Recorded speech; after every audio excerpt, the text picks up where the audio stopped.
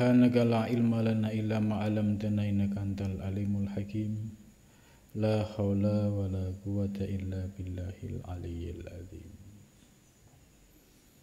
Pembahasan kitab Tuhfah Al-Mursalah ya, ini sudah mulai pembahasan akhir setelah mu'alif menjelaskan tentang hakikat wujud ya, alam semesta dan juga terkait dengan al-haq ya, yang sudah dijelaskan secara rinci. Wa inna jam'al mawjud ya min haitsul wujud ainul haq subhanahu wa ta'ala. Ini mulai penjelasan bahwa sesungguhnya semua yang maujud. Jadi maujud itu segala yang ada. Alam semesta ini maujud. Ya, diri kita ini maujud. Min haitsul wujud, dari sisi ya wujud adanya, itu ainul haq, yaitu esensi dari al-haq subhanahu wa ta'ala. Ini wa min haitsu ta'ayun, dan dari sisi ta'ayun, kenyataan, ghairul haqi, itu bukan al-haq subhanahu wa ta'ala. Apa maksud makalah ini? Makalah ini ya menjelaskan bahwa dalam pandangan hakikat ya, segala yang wujud di alam semesta ini itu ainul haq. Ainul haq itu esensi dari al-haq subhanahu wa ta'ala. Ini dari sisi hakikatnya.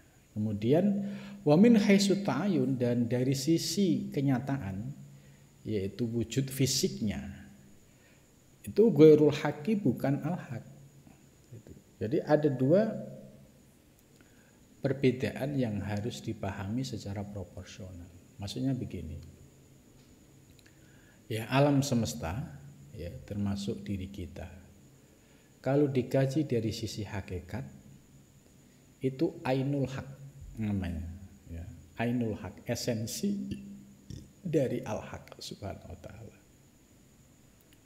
Tapi dari sisi ta'ayun, yaitu perwujudan ya, seperti ada gunung ya, kemudian laut, terus termasuk diri kita dan semua yang ada, dari sisi ta'ayun keberadaannya itu ghairul haq. Dia bukan al-haq karena dia makhluk gitu. Jadi dua pandangan ini harus ditempatkan pada posisinya. Pandangan yang pertama itu apabila dipahami dari sisi hakikat. Sedangkan yang kedua dipahami dari sisi syariat. Gitu.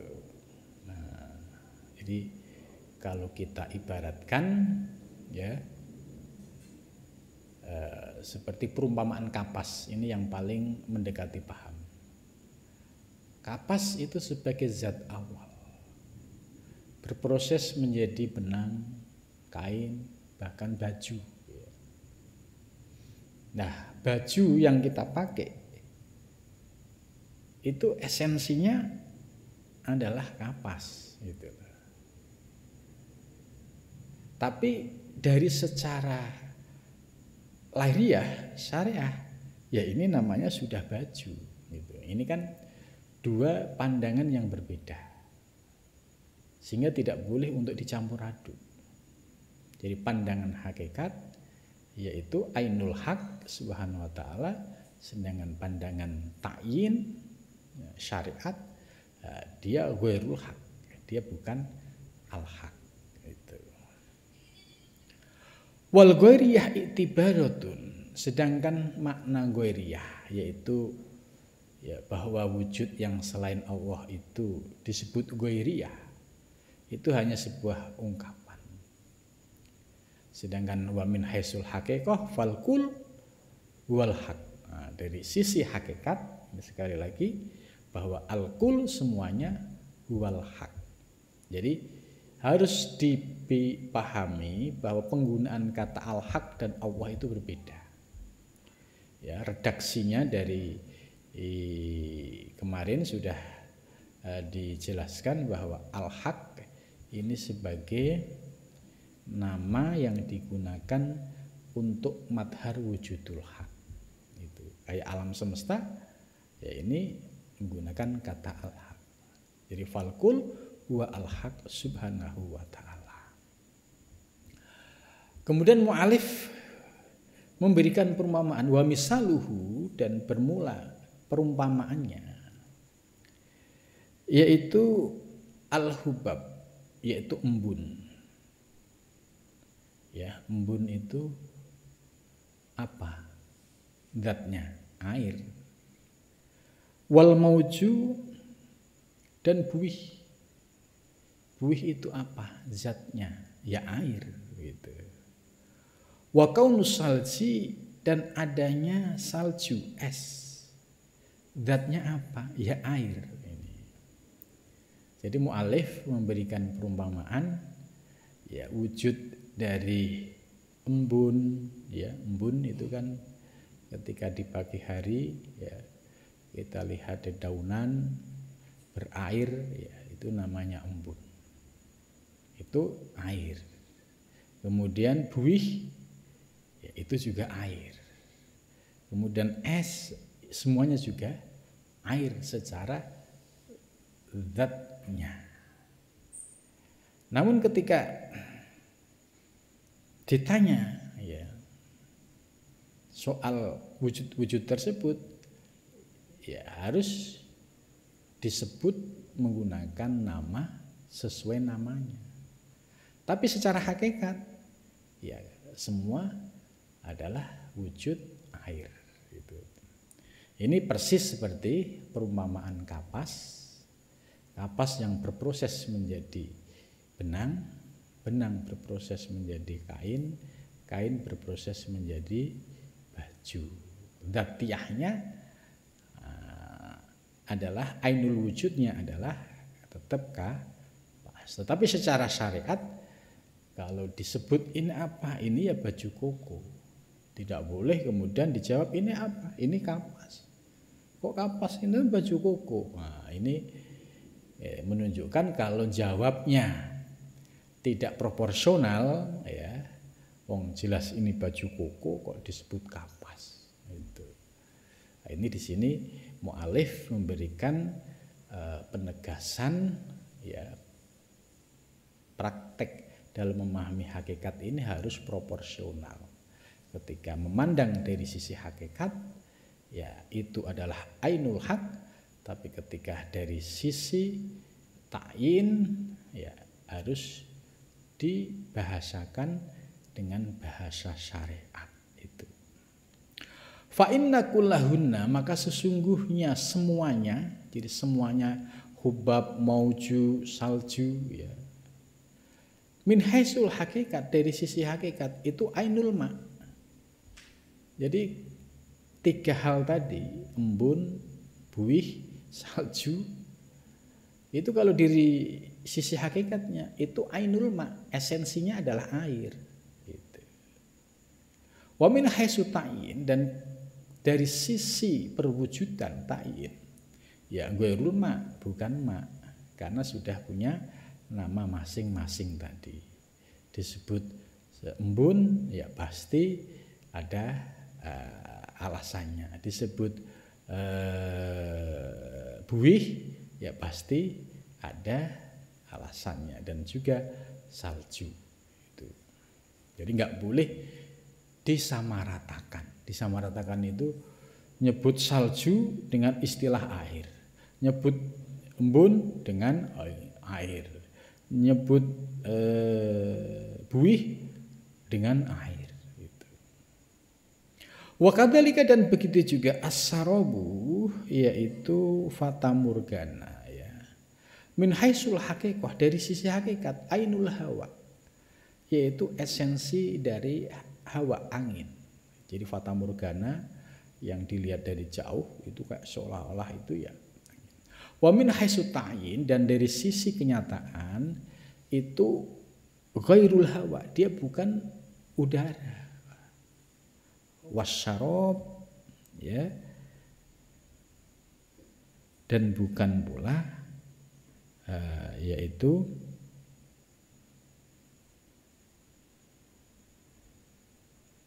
fata morgana.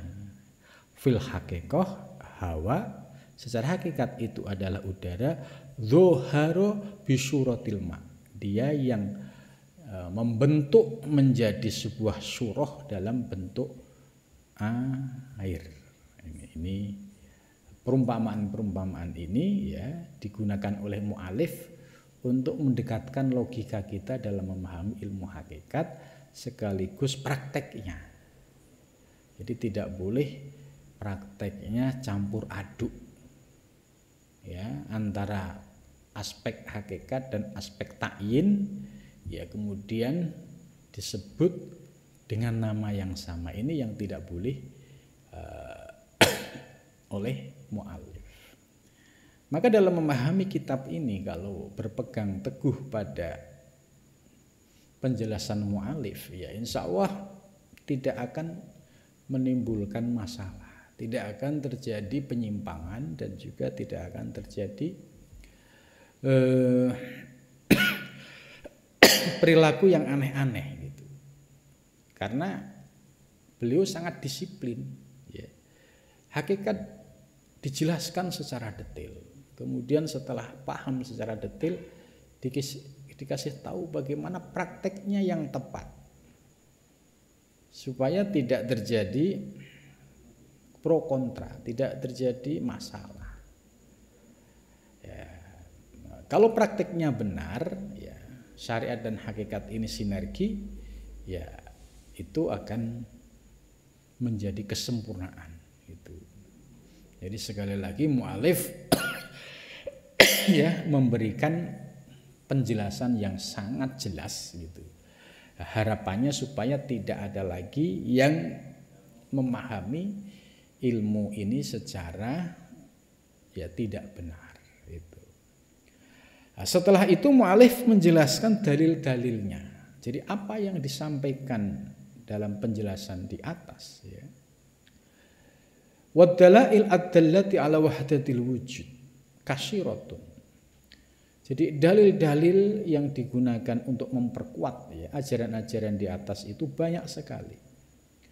Amma minal Qur'an ada yang bersumber dari Al-Qur'an al-azim faqalu azza wa jalla sebagaimana firman Allah jalla A'udzu billahi minasyaitonir rajim bismillahirrahmanirrahim walillahil masyariqu wal maghribu fa aina ma tuwallu fasamma wajhullah. Ini dalil tentang hakikat wujud. Walillahi dan itu milik Allah ya. Khobar muqaddam al-masyriqu bermula arah timur wal maghribu dan arah barat. Jadi timur dan barat itu milik Allah. Enggak ada yang milik manusia. Fa aina matuwallu dan di mana kamu menghadap ya. Fasamma wajhullah maka di sana wajah Allah ya. Maka di sana zat Allah atau wujudullah itu. Nah, ini ayat ini memperkuat bahwa masyriq dan maghrib itu milik Allah dan dimanapun kita berada ya di sana ada wujudullah atau yang disebut dengan tajalli madhar atau tajalli wujudul haq. Kemudian dalil yang kedua. Wa nahnu aqrabu ilaihi min hablil warid. Wa nahnu dan bermula kami aqrabu itu lebih dekat ilaihi ya kepada hamba. Jadi nahnunya ini Allah ya. Kami terlebih dekat ilaihi kepada hamba min hablil warid dari urat nadi. Ya, ini perlu dipahami bahwa ini makna simbolik. Allah menyatakan aku lebih dekat dari urat nadi. Bukan berarti urat nadi kan di sini. Berarti Allah di sini, bukan begitu. Ini makna simbolik. Urat nadi ini sebagai simbol kehidupan. Ya, untuk mengetahui orang itu hidup atau tidak, dicek urat nadinya.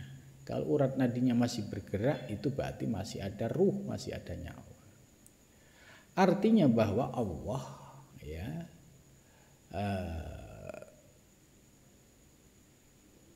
nyata ya di dalam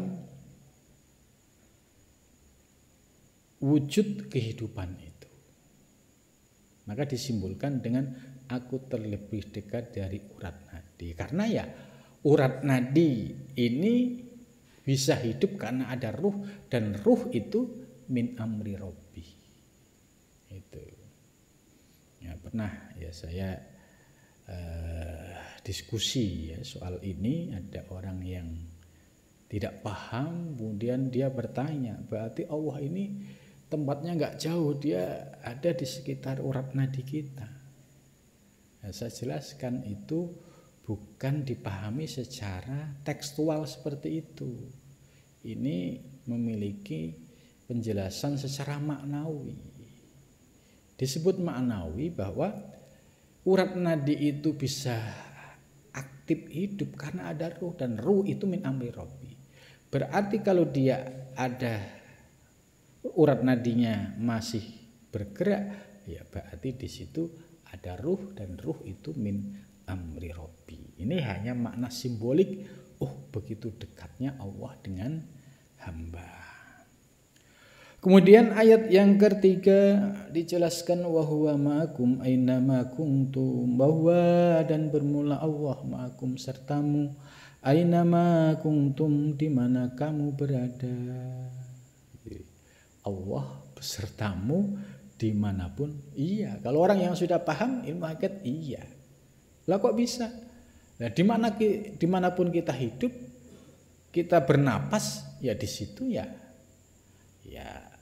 Allah wa huwa ma'akum. Kalau enggak ada napas, enggak ada kehidupan, ya baru gitu. Karena kita masih hidup, ya maka itu sebagai bukti wa huwa ma'akum. Karena kita bisa hidup ya karena ada ruh, dan ruh itu min amri Rabbi. Kemudian ayat berikutnya ya, jadi mu'alif ini ya sangat serius sekali dalam memberikan argumentasi dari sisi Quran hadis gitu. Hal ini untuk menangkis ya dugaan orang-orang yang tidak paham ilmu, kemudian menuduh ilmu hakikat itu sesat, ilmu hakikat itu bukan dari Islam. Lah mu'alif melawan tuduhan itu dengan dibuktikan menyampaikan sumber-sumber dalil yang berasal dari Al-Quran dan Al-Hadis. Ayat berikutnya wa nahnu aqrabu ilaihi minkum walakin la tubsirun. Wa nahnu dan bermula kami, ya kaminya Allah ini, aqrabu terlebih dekat ilaihi kepada hamba, minkum dari kalian, walakin la tubsirun akan tetapi kamu tidak melihat. Ini jadi sudah dijelaskan aku terlebih dekat kepada hamba. Ya karena hidupnya hamba itu ya Allah yang mengadakan. Gitu. Ayat berikutnya innal ladzina yubayyi'unaka innama yubayyi'una Allah yadullahu fawqa aydihim. Innal ladzina sesungguhnya orang-orang yubayyi'unaka ya mereka yang berbaiat kepadamu wahai Muhammad, innama yubayyi'una sesungguhnya mereka berbaiat Allah pada Allah. Yadullah bermula tangan Allah fauqa aydihim itu di atas tangan mereka. Gitu. Kemudian ayat lain wa huwal awwal wal akhir wal dhahir wal batin wa huwa bikulli syai'in alim. Wa huwa dan bermula Allah itu al awwalu yang pertama. Jadi awalnya Allah itu bila ibtidak, tidak ada yang memulainya. Kalau awalnya hamba pasti ada permulaannya, ada yang mendahulunya. Jadi al awwalu bila ibtidak. Wal akhiru dan akhir, ya, akhirnya bila nihayah. Wal dohiru dan yang dohir, ya, nyata. Wal batinu dan yang bersifat batin. Wahwa bermula Allah bikulli syai'in dengan tiap-tiap sesuatu. Alimun itu maha mengetahui. Nah, kemudian berikutnya. Wa fi anfusikum afala tubsirun. Itu. Wa fi anfusikum apakah kamu tidak melihat dirimu? Ya. Afala tubsirun apa kamu tidak melek, tidak melihat fi anfusikum pada dirimu? Ya, dirimu ini bisa menjadi ada itu siapa yang mengadakan. Jadi disuruh berpikir. Afala tubsirun apakah kamu tidak melek, tidak melihat ya wa fi anfusikum di dalam dirimu? Dirimu itu bisa menjadi wujud ya, menjadi manusia fi ahsani takwim itu siapa yang mengadakan semuanya. Itu ayat ini disuruh berpikir. Nah, karena kalau dipikir-pikir ya pasti kembalinya kepada Allah Subhanahu wa taala. Wa idza sa'alaka ibadi anni fa inni qarib. Fa idza sa'alaka dan apabila bertanya kepadamu ibadi hamba-hambaku anni tentang diriku fa inni maka sesungguhnya aku qaribun itu dekat. Jadi kalau ada hamba yang tanya kepada Allah, jawab sesungguhnya Allah itu sangat dekat. Itu. Wa ma ramaita id ramaita walakinnallaha rama. Itu. Wa ma ramaita dan Anda tidak melempar id ramaita ketika melempar walakinnallaha rama akan tetapi Allah yang melempar. Ini ayat hakikat ya. Sebagaimana dijelaskan pada syarah kitab Hikam Ibnu Ajibah bahwa Al-Qur'an itu ya banyak sekali yang memiliki makna hakikat. Nah, kemudian hadis juga sama. Ada yang makna syariat, ada yang makna hakikat. Ayat Al-Qur'an juga sama, ada yang makna hakikat, ada yang makna syariat. Nah, bagi yang sudah paham, ya, dia bisa mempetakan, memilah. Oh, ini ayat hakikat. Oh, ini ayat syariat. Gitu. Jadi tidak dicampur aduk atau dicomot ya sesuai dengan kepentingannya.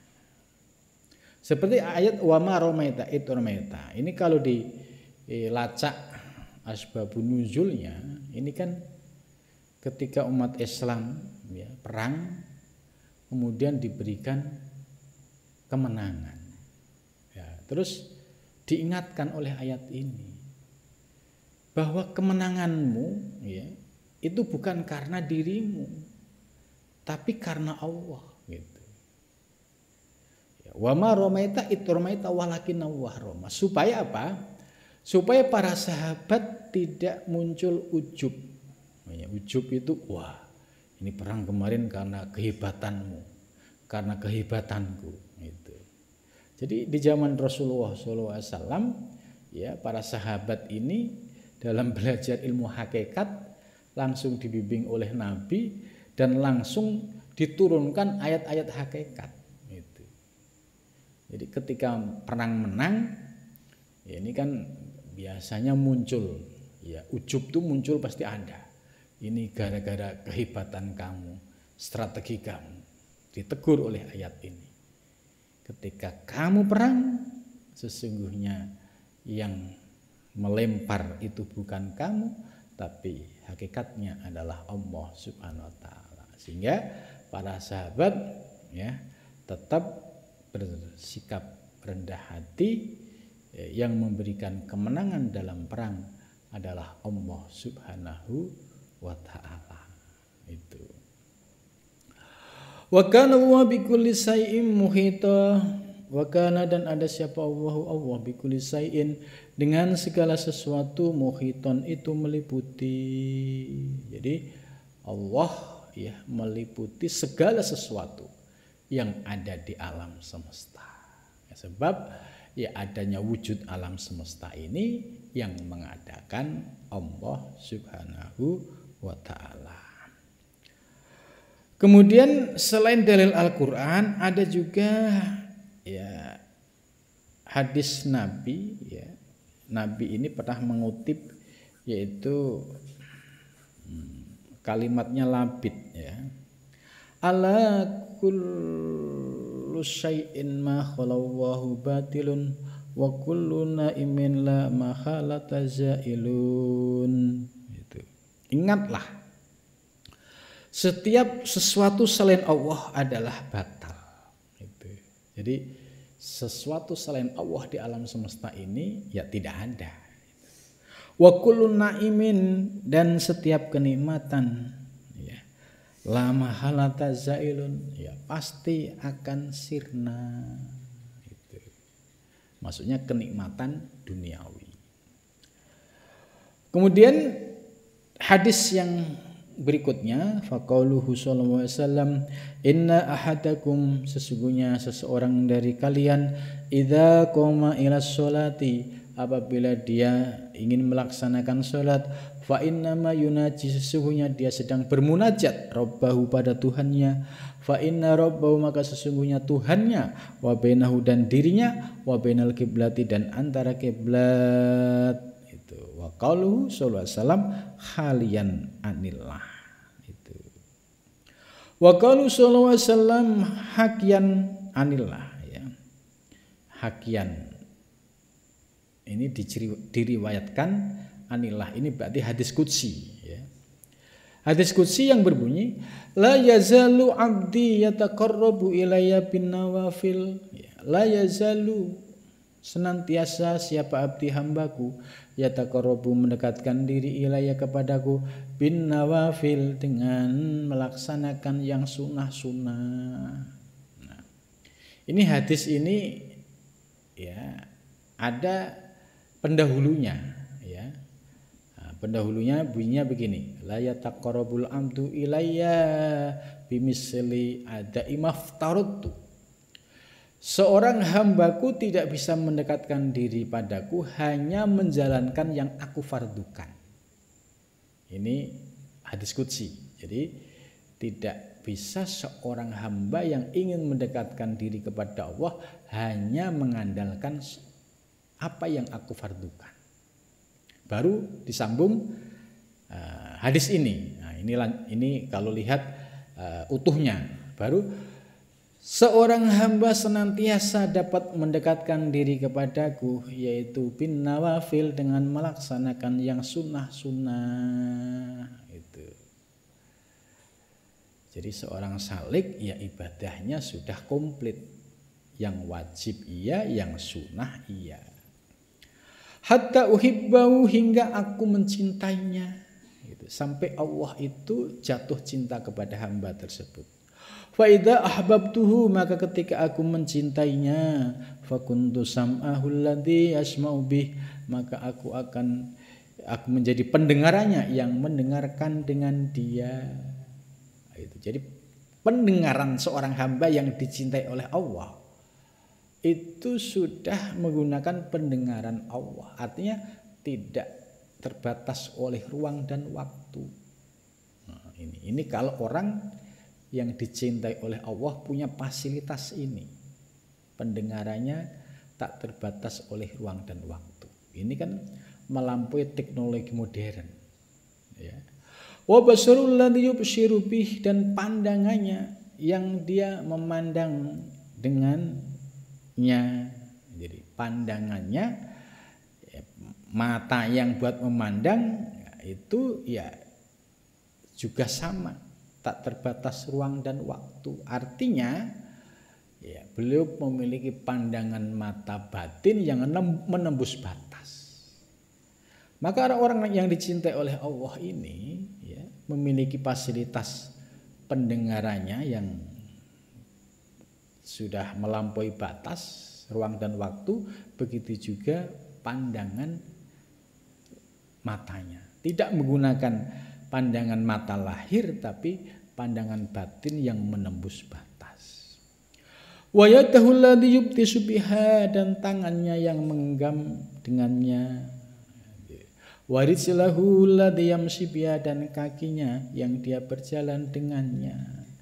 Jadi semuanya ya mendapatkan bimbingan dari Allah Subhanahu wa taala.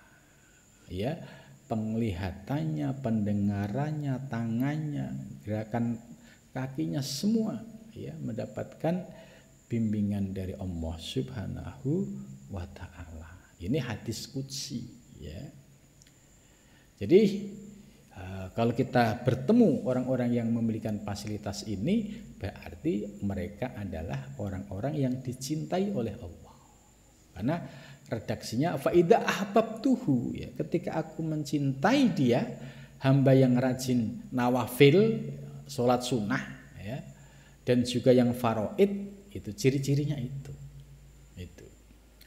Wa qalu sallallahu alaihi wasallam, dan sabda Nabi sallallahu alaihi wasallam, inna Allaha, sesungguhnya Allah Ta'ala maha tinggi, yaqulu, berfirman siapa Allah, ya amdi, hai hambaku, indah maritu, ketika aku sakit, falam ta'udni, kamu tidak pernah menengokku, wa indah waja'tu, dan ketika aku lapar, falam tut'imni, maka kamu tidak pernah memberikan makan aku, ila akhiri. Ini hadis qudsi. Jadi ini untuk mengkritik ya orang-orang yang memahami ya tentang hakikat itu tidak secara utuh. Kalau pandangannya utuh ya, maka hadis qudsi ini bisa menjadi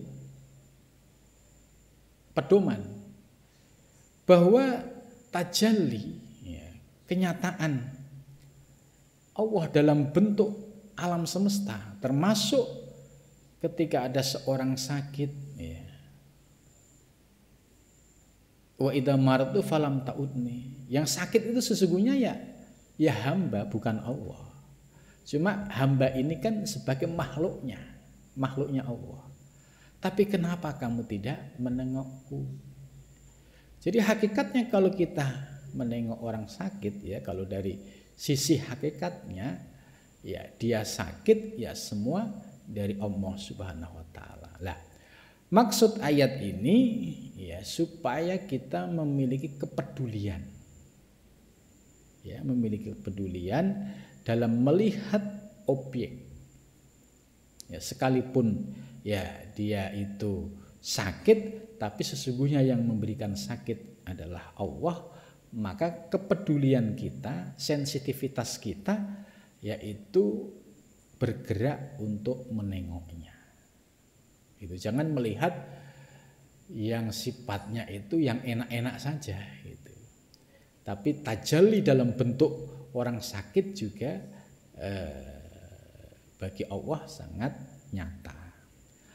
Wa idza waja'tu, dan ketika aku lapar, yang lapar bukan Allah, yaitu ada hamba yang sedang lapar. Falam tut'imni, dia tidak mau memberikan makan, dibiarkan dalam kelaparannya, tidak punya kepedulian, tidak punya sensitivitas gitu. Maka orang-orang yang memiliki sensitivitas rohani pasti memiliki kepedulian. Ya, dia rasanya nggak nyaman kalau dia kenyang, ada di sekitarnya lapar. Gitu. Ini hadis qudsi yang dikutip oleh Nabi Muhammad SAW.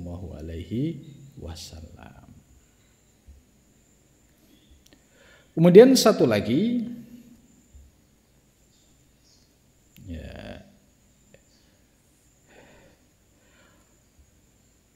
warubiyat Tirmidzi fi hadis tawil. Ya, ini hadis yang diriwayatkan oleh Tirmidzi. Walladzi nafsu Muhammadin biyatihi law annakum dalaitum bihablin ilal ardi lahabito ala Allah ta'ala summa qara'a sallallahu alaihi wasallam wal awwal wal akhir wal dhahir wal batin wa bi kulli syai'in alim. Walladzi, dan bermulan zat nafsu Muhammadin, bermula jiwa Muhammad, biyati, di tangannya, lau annakum, jikalau dirimu, dalaitum, ya, menunjukkan, bihablin, dengan kabel, dengan tali, ilal ardi, ke bumi, lahabito, ya, niscaya akan turun Allah atas Allah, summa qara'a, kemudian membaca siapa Nabi sallallahu alaihi wasallam, wal awwalu, yaitu ayat wal awwalu wal akhiru, Allah yang awal, Allah yang akhir, Allah yang zahir, Allah yang batin, wa huwa ala kulli syai'in alim, dan Allah mengetahui segala yang ada di alam semesta. Ini ila ghairi dzalik minal ahadi as-shahihah. Nah, jadi mu'alif, ya, Syekh Fathullah Al-Burhanpuri ini sudah memberikan argumentasi yang kokoh soal ilmu hakikat, baik argumentasi yang bersumber dari Al-Quran maupun Al-Hadis. Maka orang-orang yang paham betul, ya, dari penjelasan mu'alif ini, termasuk batasan-batasannya, termasuk prakteknya, termasuk ngerti dalilnya, insya Allah akan terhindar dari penyimpangan. Ya, mudah-mudahan Allah Subhanahu wa taala senantiasa membimbing kita dalam memahami ilmu hakikat dan juga dapat bimbingan, dapat merasakannya. Amin ya rabbal alamin. Cukup sampai di sini. Assalamualaikum warahmatullahi wabarakatuh.